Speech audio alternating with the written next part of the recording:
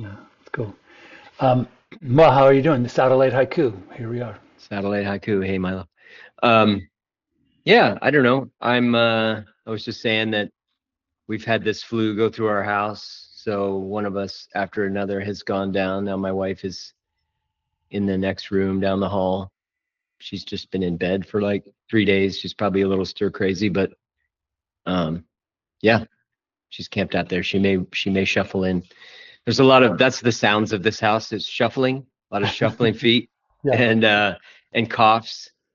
Shuffling and coughing. That's the that's the soundtrack to this house lately. Yeah. Oof.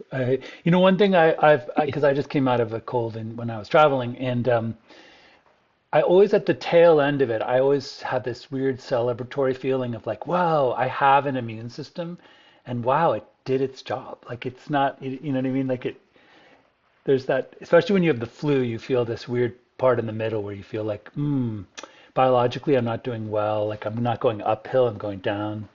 When will it stop? When's the bottom? But yeah, so I always celebrate that. But it is, we've got the polar vortex. You guys are you guys having cold?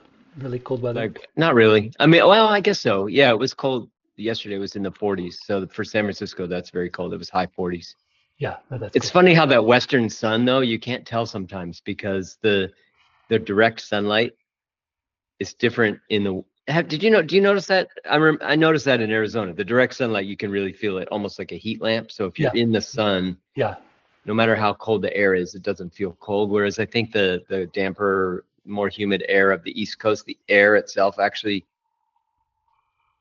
expresses the temperature. So like the air will be hot or the air will be cool. Whereas when there is no humidity, there's nothing to catch the heat in the actual air. So it's just whether you feel the sun hitting you or not. You know what I It's mean? like remember Angela's Ashes, the damp that kills. Oh yeah, It's the the damp is because I always feel like the Northeast, like Philadelphia, yeah, because it doesn't snow. It's rainy and cold, and it hovers at 33 degrees Fahrenheit, and then it drops to yeah, 31 at night. And it's that wet cold that's not. If it's like minus 15 and the snow is bone dry, it's a totally different experience than that totally. that wet cold kind of fog. And It's, then even in the summer, like they always talk about it's not the heat, it's the humidity. Well, like in the West, it's totally true. When you're in the like the difference between direct sunlight and shade is so obvious in the West in the dry climates. And I remember in Arizona when I had my dog, and we'd go for hikes. Larry would go from one little patch of shade to the next. So I would be hiking along a trail and Larry would trot ahead to like some tiny little patch of shade under a little scrubby bush. And then yeah. I would catch up to her and then I would walk past. And when I was just out of sight, like almost out of sight, then she'd finally get up from the shade and she would trot and catch up to me and trot past me to the next little patch of shade. Like it made a huge difference. And she, it was for her, it was primal. I remember the first being so surprised. Do you remember how when we would camp back east, Mhm. the dew would fall? Like in the morning, everything would be wet. And in the West, like you never hit the dew point. So like you woke up and everything was bone dry and you were like, whoa, this is a completely different experience. Like it's so much easier to camp on the ground. In Arizona for sure. Here in San Francisco, that dew point, we hit it all the time. And so, Oh, yeah. you'll look outside in the morning and you go, did it rain last night? And it's just everything is soaking wet just from the dew point. Yeah. Yeah, for sure.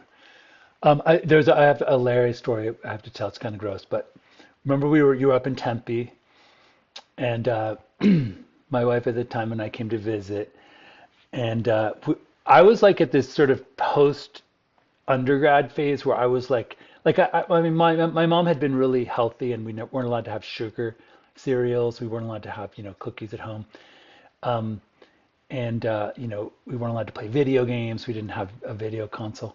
I remember And the toxic green is your lawn toxic green. yeah, Yeah. yeah, When you were talking about last time when you were talking about that old Honda Accord you guys had, yeah, yeah. that was the bumper sticker. Yeah. Is your lawn toxic green? My And it mom was would a say. green sticker, but over time it turned blue, which was kind of, Yeah, that yeah. was kind of wild. Yeah. Mhm. Um, Cyan ink is the thing that lasts the longest under ultraviolet light. So it ends up always, if you look at old posters in windows of stores, it's always the blue that's left behind. I don't know what that means symbolically, but so anyway, so we at the time I was, like I guess I got into undergrad and I was like, oh my gosh, I can just have whatever I want, and I would have sugars like Frosted Flakes. So I bought this giant, like, mega kind of Costco sized box of Frosted Flakes and brought it to your apartment. And we went out and we were hanging out and we got back and Larry had eaten the whole box, like I totally remember this. Yeah. the entire, and it was like not like a small, it was like a family size, like it was Yeah. like No, I that remember it was a giant. massive box of Frosted Flakes. And And then her she stomach was, looked like a soup can on little stick legs. Like her body was bloated yeah, from like the Frosted Flakes. she Yeah. had, what is that called? She had like a soup can that was filled with botulism. You know how they bulge when they, so, and then we go to the park and we're running around and she drinks a bunch of water. And I remember just the fire hose of like the amount of Frosted Flakes that was shooting out multiple times was, it didn't really, like, obviously it had expanded because of the water, but there was way more. There was like a 5 gallon bucket of wet Frosted Flakes. It kept coming in waves. Yeah.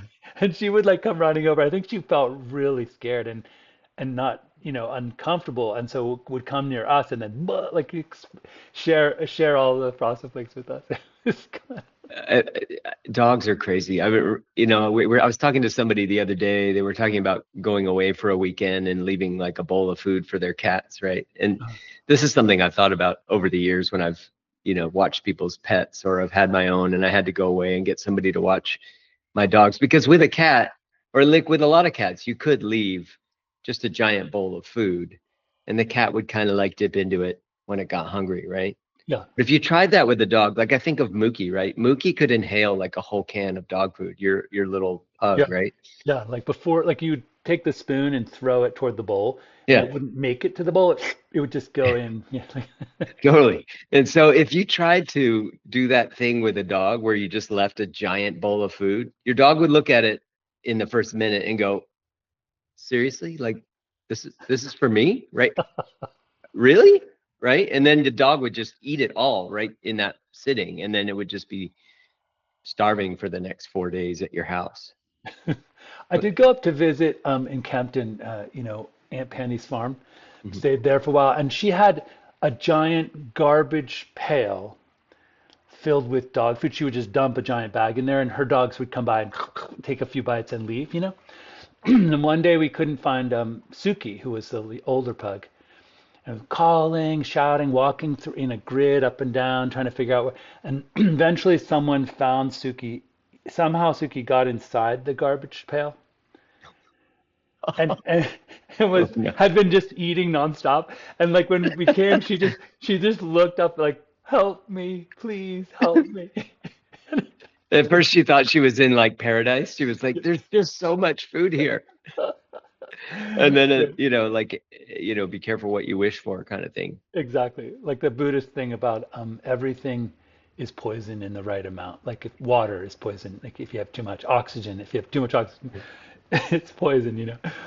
Oh, it's It's true. funny. Yeah, I Uh, remember watching your two dogs, and that thing you said about how Mookie would just inhale the food right out of the can. Like if you tried to feed the two of them, I remember the first time I tried to feed them, I was trying to put food in Suki's bowl, and just Mookie just intervened and just inhaled the whole hunk of food before it could even make it into Suki's bowl. Like so it was challenging to get Mookie like occupied and out of the way in order to feed Suki. yeah, yeah, it's true. It's true. Mookie was aggressive. The one thing that Suki was the older one in that pair and had had a sister that died. And anyway, so living in the barrio, there are a lot of sort of junkyard dogs in the Mhm. barrio. Your dog, Larry was bitten by one, remember, on the back in the Yeah. barrio. People would just let their dogs run, and there was like these mean dogs. And so Suki had this interesting, sort of almost like Kung Fu Panda kind of personality, where she would see like an old Carl's Jr. bag in someone's yard, and she would just walk up to the dog and she would be like, I have no problem, like I'm not warring with you, like you're the alpha, but I see that there's an untouched Carl's Jr. bag over there, and I'm just going to go eat it.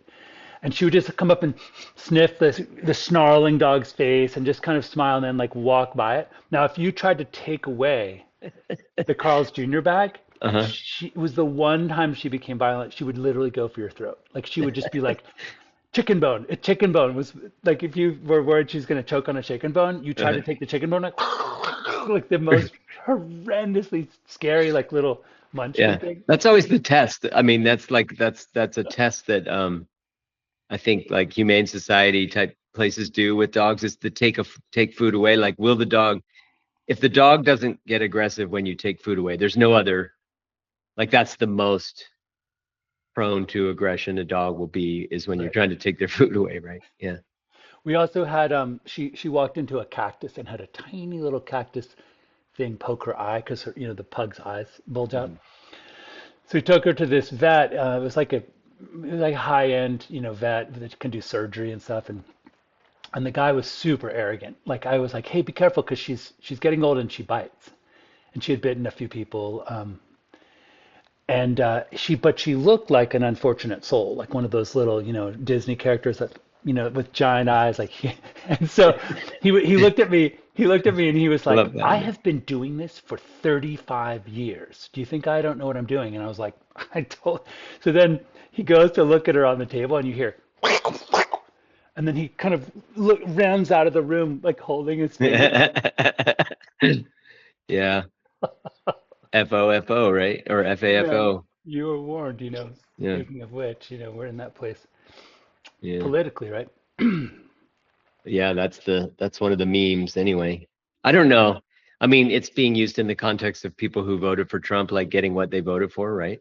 Like Right. that's the, Yeah. but I don't think people who voted for Trump are capable of learning any of those lessons, to be honest. I mean, I don't want to put people down, but I just feel like, well, if you watch Trump at all for the last 10 years, like, and you still voted for him after everything that's so obvious now, like anything bad that happens from tariffs or whatever, like I don't know.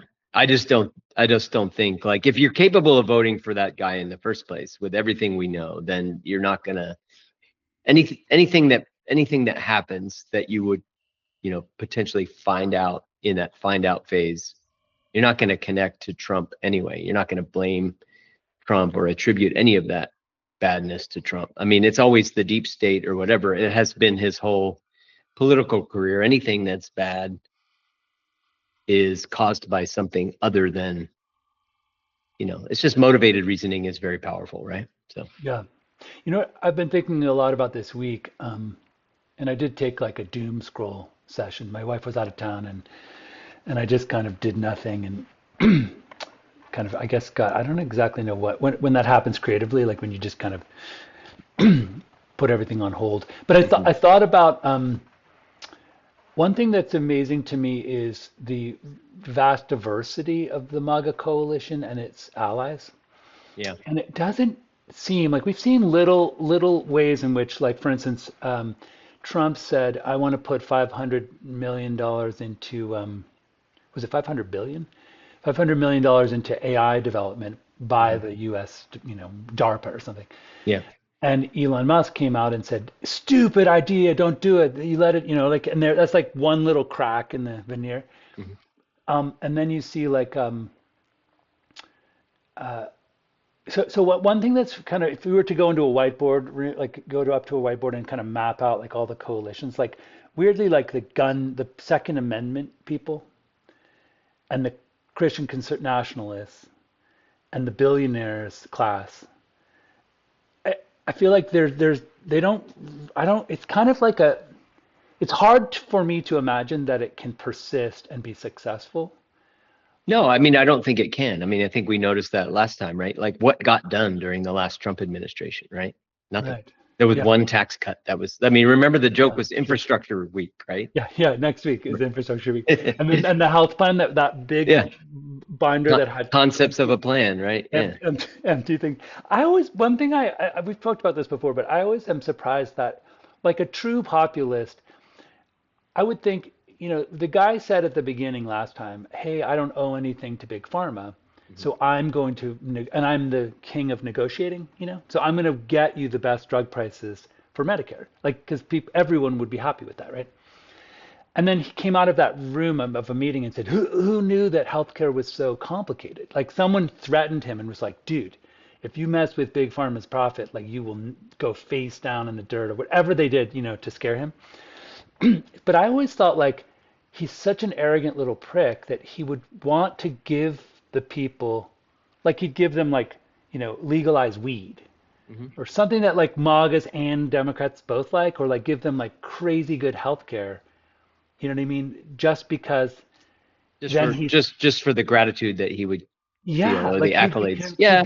it's weird that he doesn't go after. But if he doesn't, but that stuff takes work and intellect and like rigor, right? He doesn't have any of that. And so what he does have is some kind of weird culty marketing branding skill set, right? And Yeah. so if he can come out of a meeting like that and go, healthcare is complicated, and then he can he has this ability to get all his mob of people to go, yeah, yeah, yeah. It's the deep state, no Right, wonder right, he right. can Yeah. change Blame it it. on someone else. Right. Yeah. Yeah. So like, and then that's enough. He gets what he wants out of that, right? Like he doesn't It's have true. to actually do any of the hard work.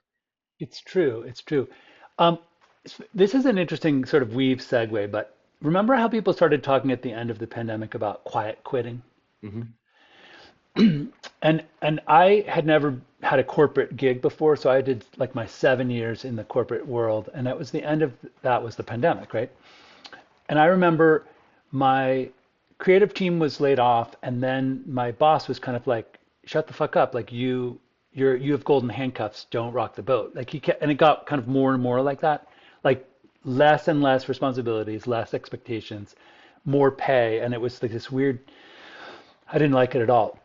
So, but I got into this habit of, um, that thing where like you're in a meeting and people are like, "Do we need to decide that today?" And you're like, "No." "Well, let's table it till next week." Like, and Hmm. you just kind of everything is sliding forward along and nothing's ever getting done. And it's like nothing ever is an emergency. So it's like you take 18 months to design some new software piece or what I mean? And it just seems like it could be done in two months. Hmm.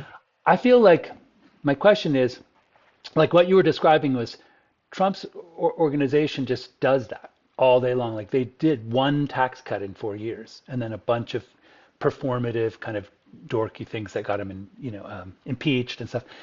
But other than that, really nothing. And I thought about like I personally don't like the feeling of quiet quitting, but I also have noticed that I brought some of it with me into my this period of life where I'm trying to design my third act.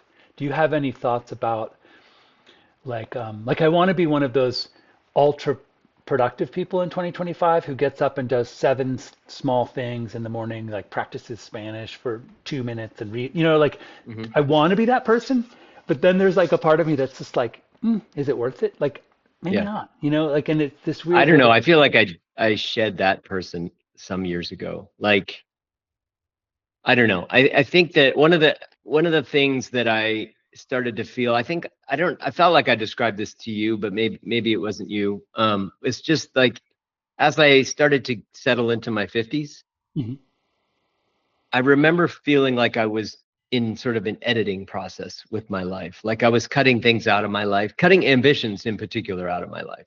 It Huh, was yeah. sort of like, picture the guy who has this fantasy that he's going to be in the NBA someday, right? And he's out on the court at the YMCA with his buddies, right? And like he knows he's not going to be in the NBA, but he has never really sort of faced that fantasy in himself. He's never really sort of like revisited it to say, for real, like this is silly. I'm not going to be in the NBA, right? And so I think there were a lot of things that I was doing sort of as aspirational hobbies, not Mm. just fun hobbies, but they had some aspiration, some sort of like um yeah, almost like a fantasy aspiration attached to them. Like I'm learning this so that I can do this someday, rather than just I'm doing this because I enjoy it.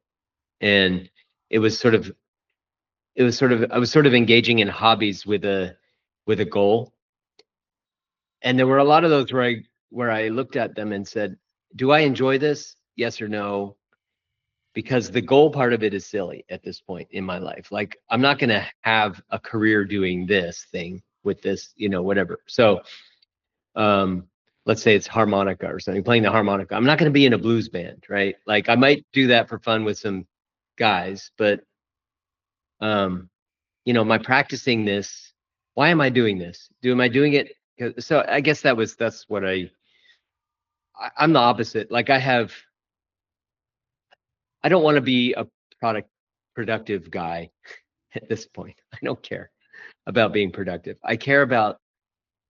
Being I care about sort of like manifesting light into this world somehow. And if, like the productive side of that, I feel like let me just start as small as possible by being like, I have not even mastered being like a decent person Mm. for as high a percentage of the day as I want to be a decent person. Right. So Mhm. like, it's just like, if I haven't even mastered that, like what business do I have? Like if that's the lowest level of bringing light into the world, it's just like being a kind and decent person. And if I still am not great at that, like all the time, then let me just make that my focus. I don't know. Yeah.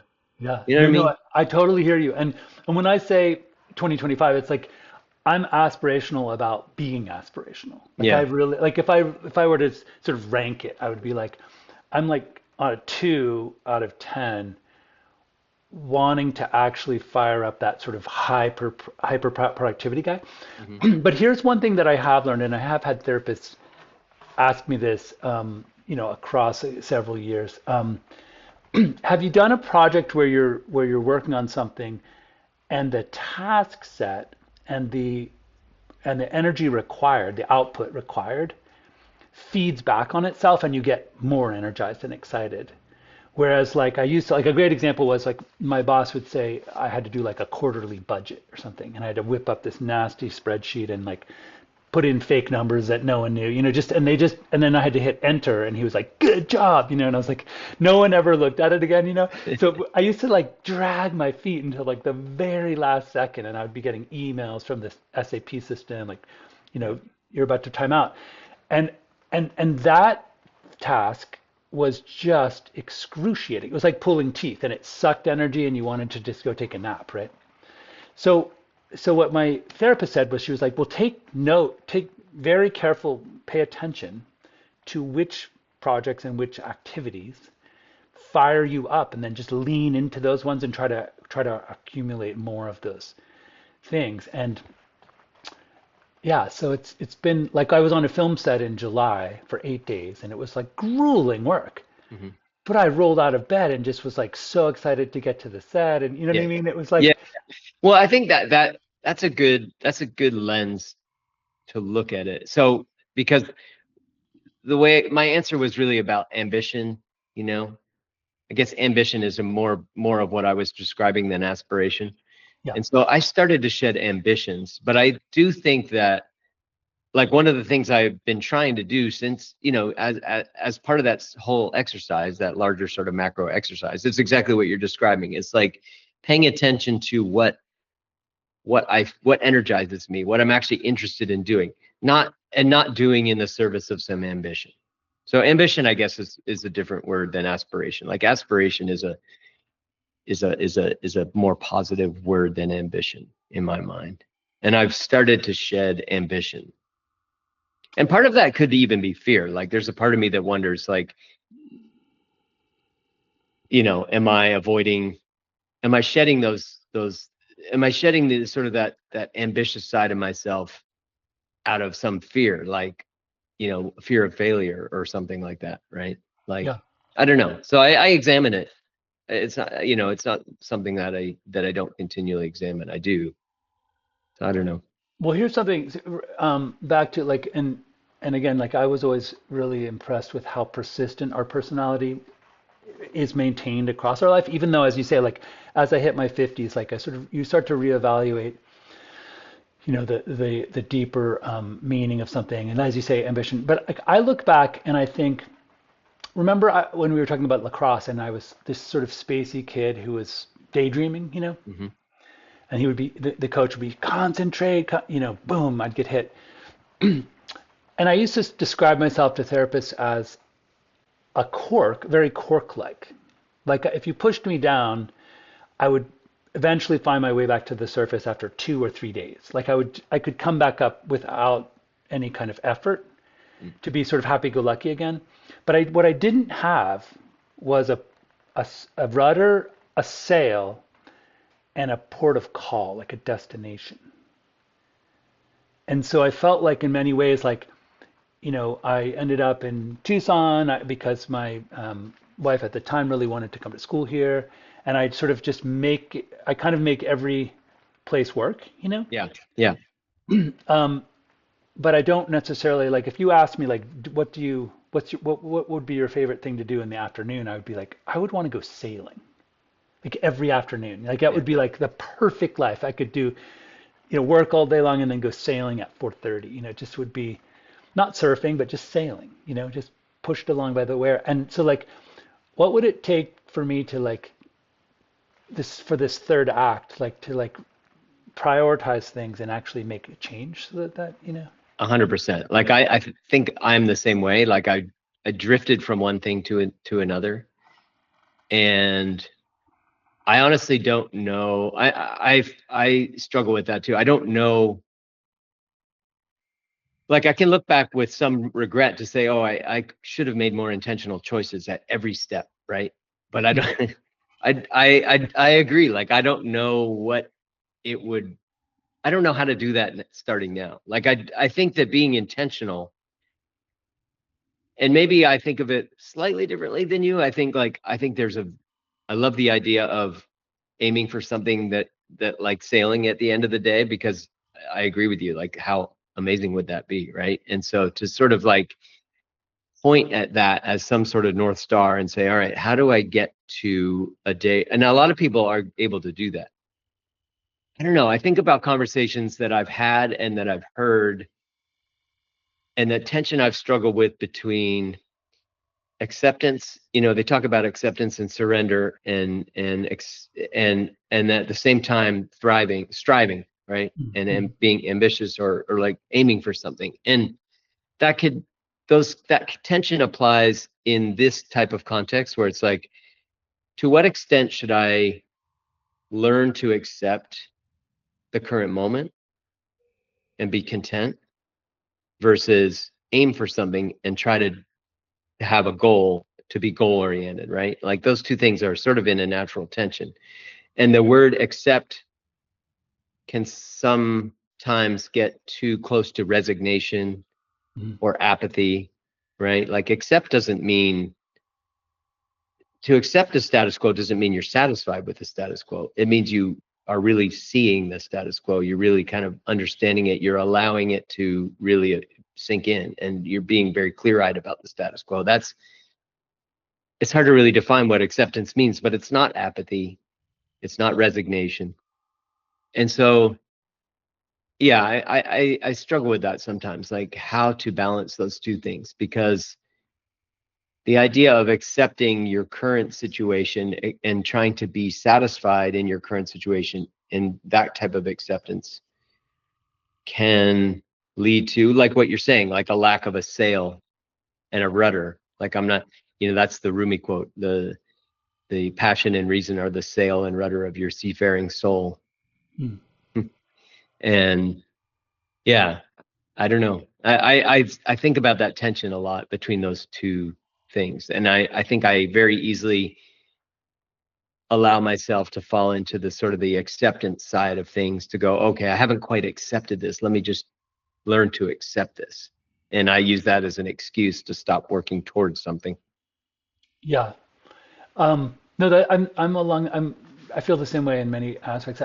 In some ways, like if I never moved to a place where I went sailing every day, I could easily survive here and have a rich life. You know what I mean? Even though it's not the perfect kind of ecosystem for me. But I think part of it is I know my wife really wants to change her job. She wants to get out of academia after being in it for PhD and 10 years of, and so she's looking at jobs all over the world, like even in Denmark and stuff. And I think like, ooh, um, we had a friend that said she went to undergrad in Denmark from in Copenhagen from Spain, which Spain gets cold, but she said she didn't have enough money to pay for a cab and she didn't have a bike, so she would walk to school like 3 miles, and it was like minus 21 with wind, and and she said like I that was just hell on earth. But I thought about it and I was like, well, you can do anything for a short amount of time. Hmm. Like you can do anything for it could be an adventure for 6 months, and but anyway, I guess what I'm thinking about is I guess what it comes down to is 2025, that whole tradition or cultural impetus to come up with goals, set goals, and like try to achieve them, or at least look at what you would like to change, what you would like to enhance or increase, or Hmm. downsize. Um, Yeah, focus, like a matter of setting focus. Like yeah, maybe that, there's for me, I think that's the way and again, I don't know if to what extent I'm shying away from the word goal because of my own fear. But the focus is a thing that is kind of adjacent to that I think would be very useful to spend some time thinking about. Like, what do I want to focus my hours on? We have a limited number of hours. What do I yeah, want to focus those hours on? Because, it's very easy, as you just noted, when you're not thinking about those things intentionally, it's very easy to spend the whole day doom scrolling or yeah, playing a video game or whatever, right? yeah, And a lot of people do that. And so in my own drifting, I'm pretty disciplined about not allowing myself to spend days doing that stuff because I feel shitty at the end. But that's not the same thing as really being intentional about, well, what, like avoiding certain things is not the same thing as being really intentional about, well, what do I want to actually invest right, my time in? Yeah. right. Huh. It's funny because when we use the term quiet quitting, like I imagine the last 2.5 years of my corporate gig, it was my boss's boss was sort of telling me to quiet quit. It was like I was like being quiet fired. What's the term? Like almost like, well, golden handcuffs is the best way to Hmm. describe it. But like told like don't be aspirational, don't do anything, don't ask for anything, just sit there. And it was a weird. It kind of conditioned me to figure out how to just survive and do nothing, which is just never felt good. Like it Yeah. never felt good to me. And it sounds like you didn't have, because some people in that situation are able to say, all right, well, my job is expecting very little of me. Like I think of the author George Saunders, right? And then he describes his early, like his career change into writing happened because of that. He had a job where he had to do very little, and he was expected to be there all day at the office, and he could get his actual work done in very little time. And so he just started writing stories at Wow. work, right? So there are people that kind of that's their dream. Like I Yeah. get paid Yeah. to sit here and I can use this time to do my thing, to be creative, right? And I have a friend out here who also is kind of in that situation at work, and he sort of oscillates between being super bored and anxious and irritated by it and directionless, like kind of like you've described, like what am I doing here? And then other days he's able to use that time for day trading or whatever. But he's not a creative person, so I don't think he doesn't have that same side of himself that's like has some way he would spend those hours. I don't know. It's interesting that because when I thought about joining, big corp, I've worked for a lot of little companies, and you can't kind of be idle at all in startup type situations. I worked for a lot of startups. When I worked for a big company, I sort of had this. There was a part of me that had this fantasy of like that being the case. Like I'd love to fly under the radar here and just collect a salary and use my time here at this op. And it ended up being, because I had, it was like Murphy's Law, because that was on my mind. It ended up being like the most stressful, busiest job I've ever worked at. But Oh, shoot. I don't know. It's interesting like that you describe it like that. I wonder why you were not able to sort of use those hours and just collect the salary and use those hours as you saw fit? Like, That's what do you that's think? a great question. I mean, I think the simple answer would simply be um, that that I had come in there and very quickly become this team leader, and I felt like had finally like found this. I was like a cross between a camp counselor, like a Adobe wizard, and this very like nice guy who could like kind of Scottish mafia the team to get what they needed, right? And it was so fun, and like and we had I think at the height of it we hit this place where like one of my guys who was like this animator coder dude was like, I've never had a job where I woke up and was like eager to get to work. Like we're having so much fun Mm. as a team. And our boss's boss had this little office. It was like a glass enclosure in our giant area. Like I used to call it the penalty box because it looked like a hockey, just like a hockey penalty box, like with four sides. And she would look at us and kind of glare because we would have these breaks and we would do like 4 minute yoga breaks and ride the unicycle and we were so productive. Like a team of 7 people, we did like 472, you know, things had gone through the system. Like we were able to produce projects that were all, approved and by regulatory and legal, et cetera, et cetera. And so we just felt like we were like in this incredibly productive zone. Mm. And then she didn't like it and we got offered the chance to kind of axe it and send everyone outside for creative. And I think that the spin, the swivel, like the 180 of going from being that aligned and Hmm. in the flow state, to being stuck. Like Yeah. they say it's fight, flee, or freeze. Yeah. And I tried fighting and I tried fleeing. Like I applied for jobs up in Silicon Valley. I flew up. I tried fighting and like arguing, going to Didn't you apply at Theranos at one point? I was going to. In Oh, fact, okay. one of my friends who was That from would have Diamond, been wild. yeah, one of my friends who was from Diamond Mountain, they had just hired Chiat Day folks Hmm. to do their advertising, like Apple people. And I was, I had a beer with someone in Silicon Valley who was their lead programmer, and he was like, "You're going to get along with this guy so well. We're going to bring you on board." And I was like, and then he didn't take the job, the Chiat Day dude, the superstar. Um, and then people started, some weird things happened. I think something happened in Phoenix where they got busted for sending out the I tests think to it was someone. the Chiat Day, like at least in the documentary, one of the documentaries I watched, that whole Chiat Day like engagement with them was one of the sort of the inflection points where Yeah, people were like, this thing, I think it might be a big Ponzi scheme. I think it might just be fake. Like I haven't watched the documentary, but like I the can. the the Chiat Day people themselves, I think in that moment wanted to have access to things, like to take pictures of certain things and to write, to like, and they weren't given any access. And so I think they started to question, like, is this, they're hiding stuff? Like, what are they hiding? This doesn't feel like, I think they got a vibe, and that was one of the sparks that started people's scrutiny of the whole thing. Right, and they had such deep, tentacles into Silicon Valley that could like call people and be like, "This is a little screwed up." Hmm. I wouldn't. And but anyway, so I didn't watch the documentary, and I heard from my friend like insider stuff, but that was exactly around the time the next time I went up to San Francisco, I was supposed to have a beer with the Chiat Day guy, and then he backed out, and I was like, I wanted to work. I only wanted to come there if I could work with him. Mm. Like I wanted to like see what would happen if I could align myself with someone who was very creative and successful and generate ideas. So I wasn't willing to go in there and just like join cold with no one that I was inspired by.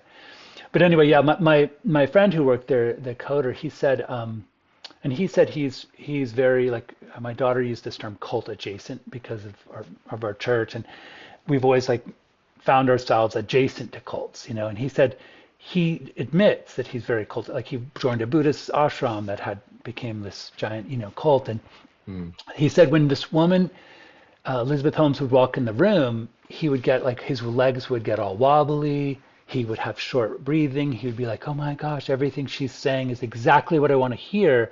And he was a coder. Like he was It's so interesting how some instrument. people are drawn. Like I have none of that in me. In fact, I feel like my wife makes fun of me because I am the opposite of a joiner. Like anytime I sense any sort of like, if I sniff any kind of groupthink at all, I like run the other way. And to an extreme. Like there are lots of things that are, healthy group oriented thinking that I still have a hard time. Like I automatically am a hater to that stuff, and I have such an aversion to anything that starts. And maybe it is because of that cult. Maybe it's because I grew up cult adjacent. Now I'm very sensitive to anything that feels that way. Maybe I don't know. I don't know. But like anything that That's a good feels question. like even the slightest bit group thinky, just I run the other way. Yeah, that's interesting. I mean, I certainly like I think cold adjacent is a perfect term for me, and I think that my daughter experienced it. She was basically referring to it as her experience with her friend group at college was very cultish, and Mm. she felt like she moved to New York and escaped them. And I said, "Do you ever hang out with your friends from school?" And she goes, "Ah, you know how we were always very cult adjacent. I now that I have a little bit of space, I feel like that was a cult. And like if Mm. you didn't follow the rules and didn't you got kicked out and banished and then you were dying to get back in. Like she said, Yeah, that's a cult. that's a cult, right? And so the anyway, but I've like sidled up next to charismatic leaders that were cult leaders and then didn't join. Like I've been called a non-joiner as a pejorative, like Yeah, like you see it. You feel like it seems like maybe you're clear-eyed about what's happening, and so you like are able to get to the edge without stepping into the and allowing it to envelop you, maybe. yeah, but and the question is, why am I willing to go up, sidle up next to the cold and not join if there's some. I did have there was a Sanskrit professor that used to come through, and he would I mean, but do you once you recognize something as a cult, are you still sort of like comfortable with the cult leader person for like no an no no extended period? Right. So no it's no not no like you're yeah not really sidling up to a cult leader because it's not, like it may be somebody who at some point you realize that it occurs to you or it becomes apparent to you that that person is a cult leader, but that's not what you're sidling up to. right um yeah it's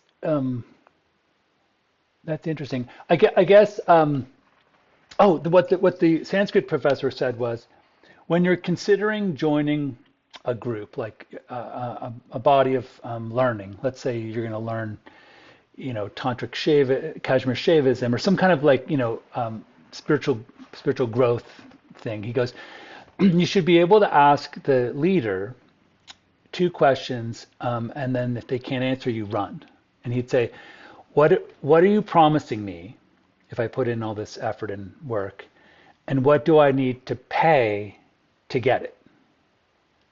Like Mm. what are you offering in exchange for my either financial or emotional or time, all of this commitment. And if the teacher can't answer those two questions, just run because Mm. they are planning to manipulate you and extract from you Yeah. rather than have you be part of a thriving community. It's an interesting question.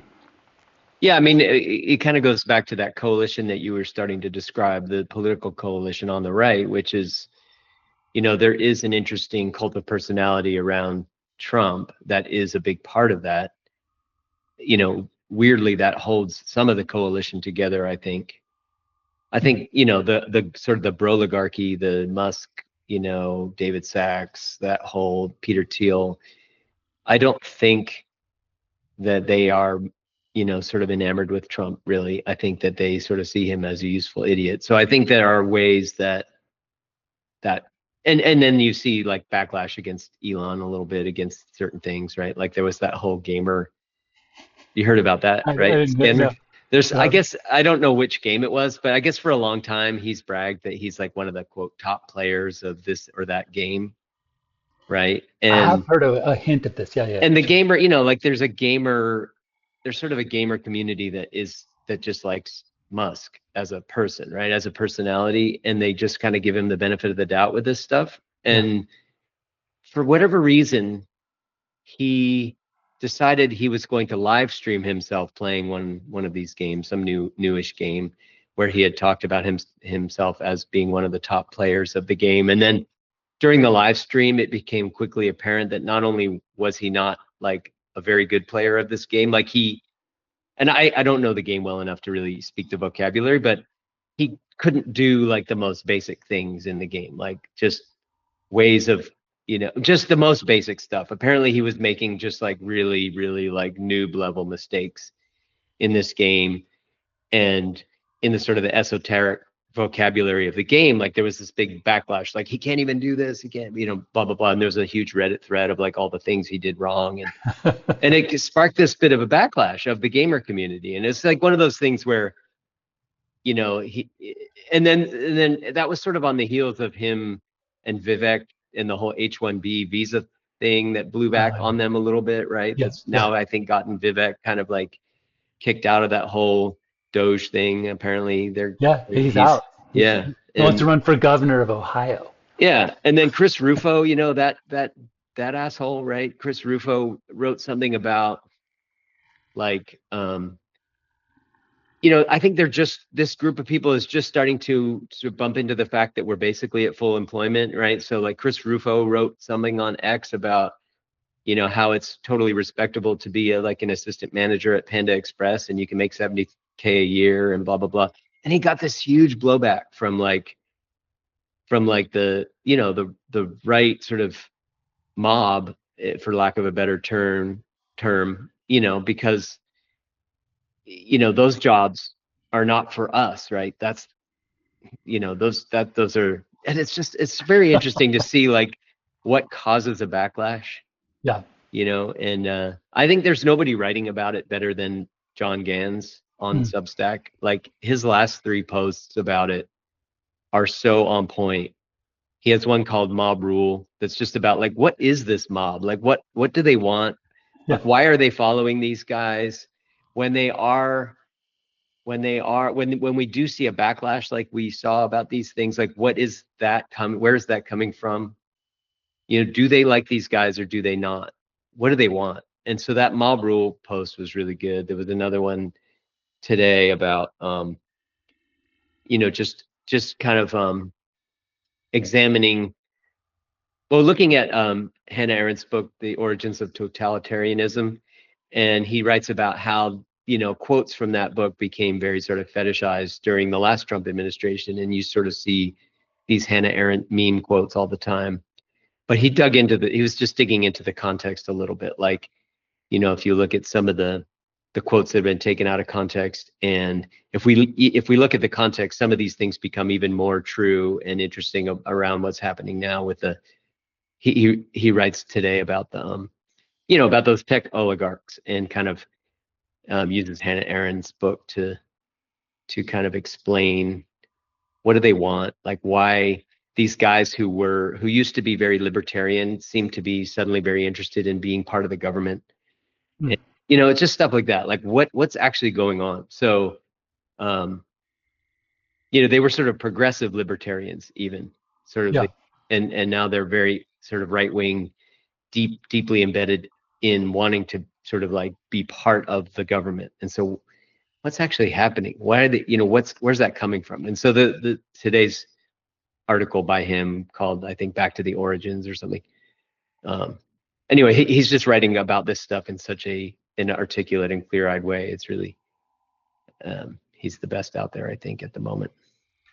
Here's a question. You know how it seems like, because I did hear one of the MAGA congressmen referenced, let's go back to the beginning of the progressive era and right the wrongs that began there. Like my dad always, as a history professor, always wanted us to look at the timeline of history for reference about like how to deal with the present.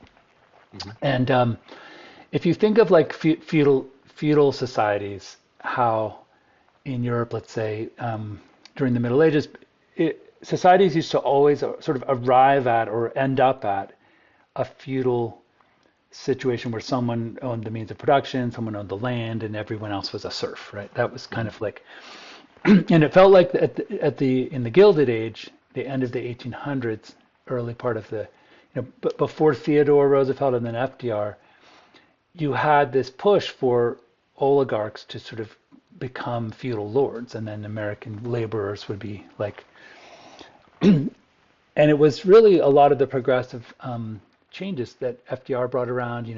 Theo Teddy Roosevelt started Mhm. that put an end to, and he came from an oligarch family. I mean, he was just saw it.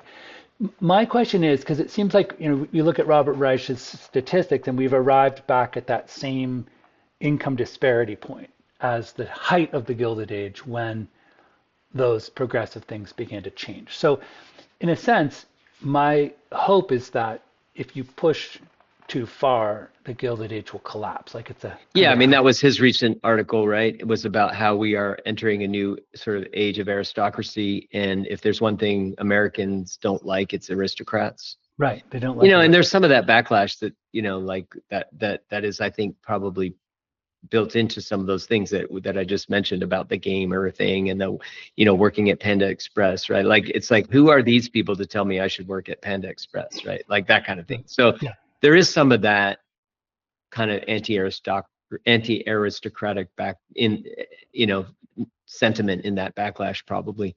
Um, yeah, it's super interesting to see because like the again going back to John Gans and that mob rule, and he talks about like what attracts the mob to these guys in the first place. And so I'm, it's interesting. I'm find myself just now thinking about that in the context, or sort of like putting that up against this question of aristocracy, like they're attracted to these guys, but do they see them as aristocrats, and would that be the thing that kind of drives them away? I don't know. It's an interesting question. In his recent one, he writes about how what these oligarchs want, is that they used to want to they used to be imperialists, right? So back in the era that you're talking about and before that, it was kind of like they wanted to accumulate wealth, and they accumulated and accumulate wealth, but that runs up against kind of the limitations of your own country and the land and the people there, right? And so you go, okay, well, we gotta expand, our territory. And so she kind of writes, Hannah Arendt kind of writes that sort of like urge to expand and to conquer comes from this, hey, I can't, I've accumulated all the wealth that I can here, like we need to go get more wealth. So, and then that, eventually that sort of like expands to the solar system and whatnot, right? Like we need to get Mars and the moon and whatever. Um, but there's limitations there, obviously tech limitations and whatnot.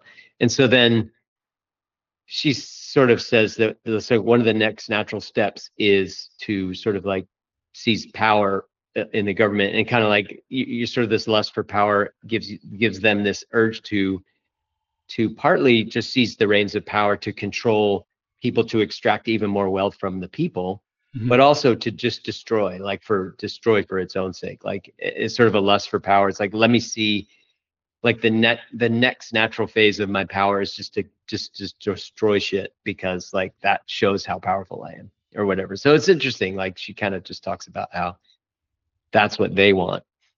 That's her sort of like theory about what they want, the oligarchs. It's funny because like one thing that I heard you say that I thought was interesting is I feel like Peter Thiel and Elon Musk to a degree do want to, like Elon Musk wants to do to the country and maybe the world what he did to Twitter. Mm. He just kind of wants to fire everyone and show that he can keep it running in this wherever way it is with the minimal bare, infrastructure. And I feel like Steve Bannon, who recently said Elon Musk was like the deepest evil person, or he's like very anti Elon Musk. Hmm. Steve Bannon will have said for the last 7 years, like, I want to burn the whole system down. Like, I don't, and he didn't Hmm. never really said like, and I've got a great replacement for it. He just wanted to fucking burn it down Yeah. and wreck it. I'm Yeah. not exactly sure why, but it seems like they're at I don't very think he's odd. ever articulated why, really. I don't know. I don't follow him that closely, but yeah. I don't know. Yeah, I think he's like one giant walking, non sequitur. Yeah. He's just like he's Catholic and he's hates the Pope and it's just a weird thing. So uh, but it is weird to me that like I do think that like that's a very clear early sign of discontent between Steve Bannon Hmm. hating Elon Musk and being close enough to have the president's ear. Like that's going to be an interesting. What's interesting to me about all these guys is like if you've if you've sort of accumulated that much wealth, right? Like there's nothing that can really touch it, right? Like you could get more by sort of like manipulating the government to get you even more or to like tax you less or whatever, right? Right? To tilt the playing field even. Well, like why? Like if you've I know. accumulated that much money, like you've won already. Like why wouldn't you just like go sailing or whatever? You know what I mean? Like there the Which idea. Larry Ellison did that, but Yeah. but Yeah, he did. That's true. It's just interesting how much these guys want to be, how much attention they're like babies about how much attention they still need. Like Elon Musk in particular, just he just seems like such a big man baby in terms of how much attention he constantly needs. And Trump too, obviously. And then I heard I heard clips of Mark Andreessen talking about just like he was complaining about basically the lack of sort of gratitude for what he and his ilk have created, and that basically they gave the world all this sort of like technology, and what the world should give them is just praise, because constant praise, right? Like uh, and that and he's just shocked by just the little praise that he gets, right? And it's just like, but the way he was complaining about it was just such a crybaby kind of like, it's just so weird how babyish and attention seeking in such babyish ways these guys are. yeah, And that's and then clips of Zuckerberg on Rogan, and just it's just so weird. It was the same sentiment. It was just whining. It's like what like if you've accumulated that much wealth, why would you go on a podcast and just whine about shit? Like just you won already. Like be done. it is a very curious thing. The other thing that I've always never quite understood is, when you do that, when they do the calculation that says what's the what's the amount of money or income per year that yields the greatest happiness or satisfaction? Yeah, or like what's the threshold where it really stops yielding Yeah, more satisfaction? Yeah, something yeah, like 100K now or something like yeah. that, It used to or be 75K. 150K. Yeah. Yeah, it used to be, but and so it's like kind of like that. You've got that kind of supply and demand. Like you've got Hmm. enough resources to do the things that make you happy, and then once you get past a certain point, like I remember Linda Ronstadt was in the Waldorf School, Hmm. and we would her son was in my daughter's class, and so we would go to Govindas together. She loved to go to Govindas, and we once pulled up at her house, and she pushed a button, and it was like a James Bond house where all of those like metal shutters went down Yeah. over the windows. Yeah. For And I security was or kind whatever. of shocked. And she Yeah. goes, "Well, I've had like 7 home invasions. Yeah. That's why I moved here because in San Francisco, people used to invade my house and like they would live there and be like, I'm going to marry you and sing to me like just these weird, crazy people would be attracted to her. And so in Tucson, she got there and like she went away for 2 weeks and came back and some dude had been living in the house, like, you know. So I remember, and then she said, she goes, everything, Milo, is relative. Like, I've won 15 Grammys, and if my new album doesn't go platinum, I might have to sell one of my 5 houses and lay off one of my assistants, which stresses me out. Hmm. And I compare myself to my ex-boyfriend, George Lucas, and think I don't have enough. You know what I mean? And she was very clear about it. She was Yeah. like, I Well, feel what like did I they, don't what have enough. that's the expression, right? Comparison is the thief of joy, right? Yeah. Yeah, right. Yeah. And so she was, and when Michael Jackson died, he was spending 30 grand a night on the presidential suite at the in New York, Hmm. and he ended up in crazy amounts of debt, like hundreds of millions of dollars he owed Sony. Yeah, but And going then, back to your original thing, like none of that is making them any happier, right? Like, right. Yeah. yeah, yeah, So, yeah. so yeah. So, okay. So there you go. So let's say it's 150K is the Hmm. perfect spot. Yeah. So if you Or even had, a million, yeah, like Prof G talks about, like when you're a billionaire, like each additional billion definitely doesn't make you any yeah, happier, does in right? fact, Like it even probably if you makes you draw the worse. line at like 100 million, like Yeah.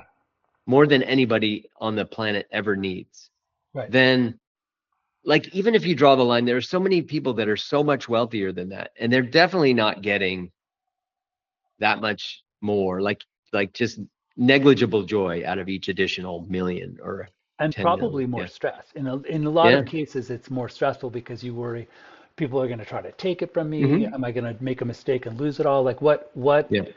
there's got to be at the end of the day, and maybe that you'll get kidnapped and ransomed and you need security guards all the time. And then you're like paranoid, like that Yeah. would be horrible, right?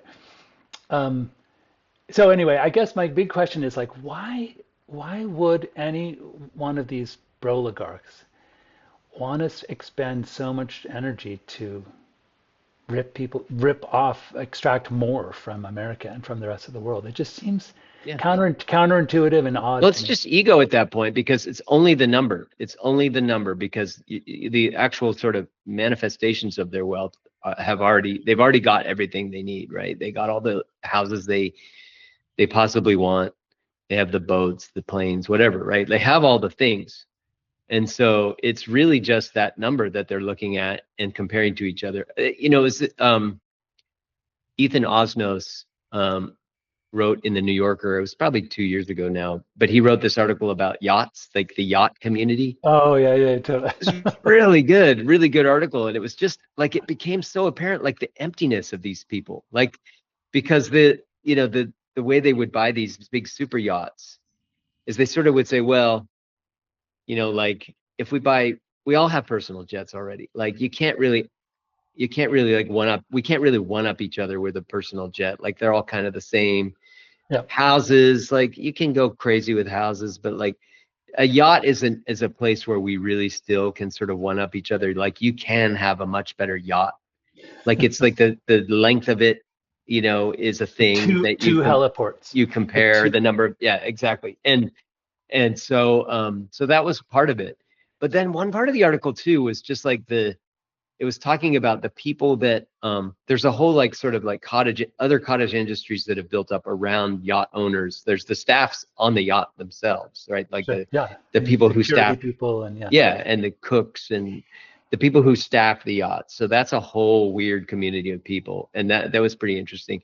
But there's this other stuff, like the entertainment side of it, which is, so there was a company that he talks about briefly in the article that what they do is they help these yacht owners wage mock naval battles with each other. wow, And so they were talking about like this, they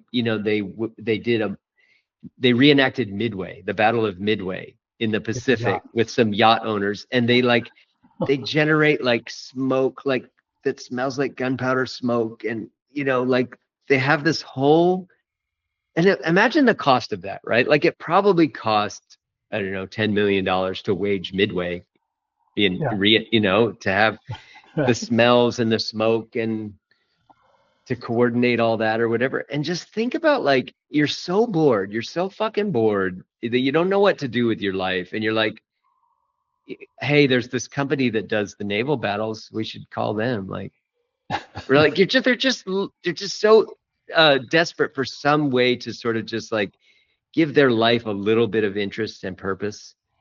So I think that's part of it too. That's why they're like, oh, I can take over the government. Like that feels like a thing.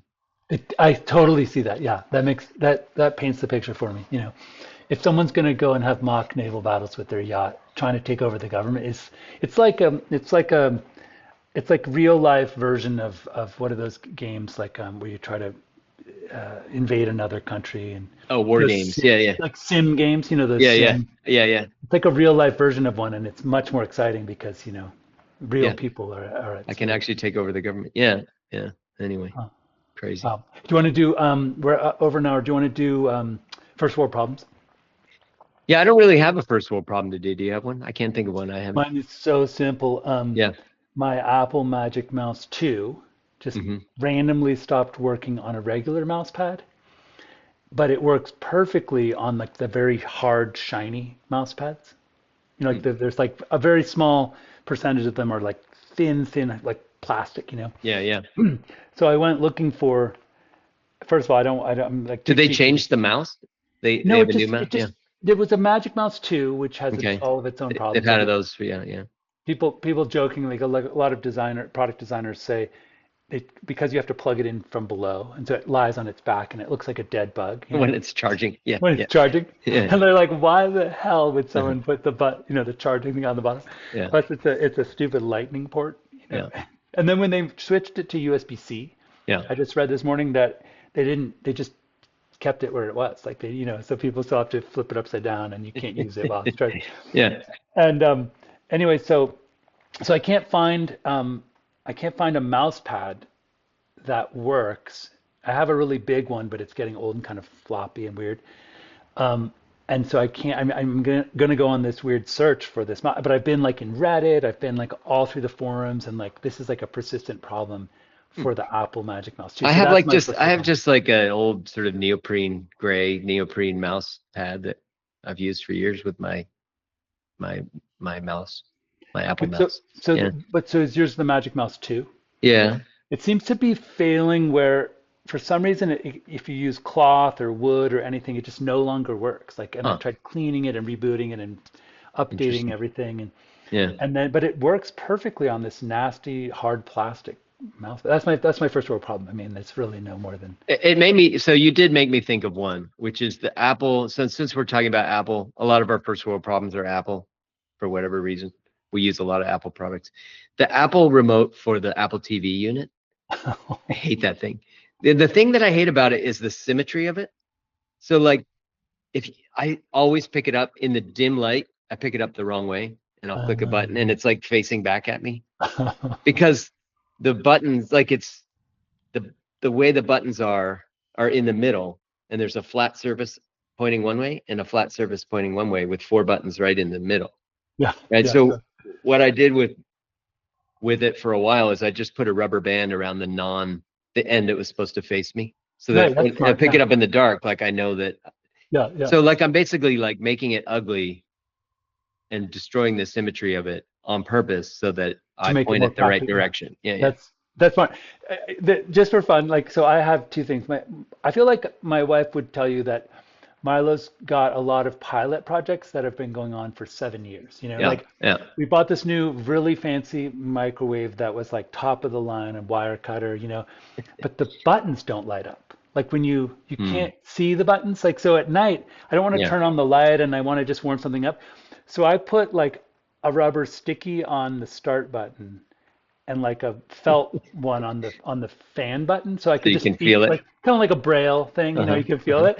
And my wife was like, "Well, I guess it only works if you know the encoding, like that the smooth plastic button is start and that the felt one is fan, but why? How is there a correlation there?" And the other thing that and so I've just left it there, and I'm like, I'm still trying to figure out if I like that or what. Hmm. It doesn't seem like the right answer.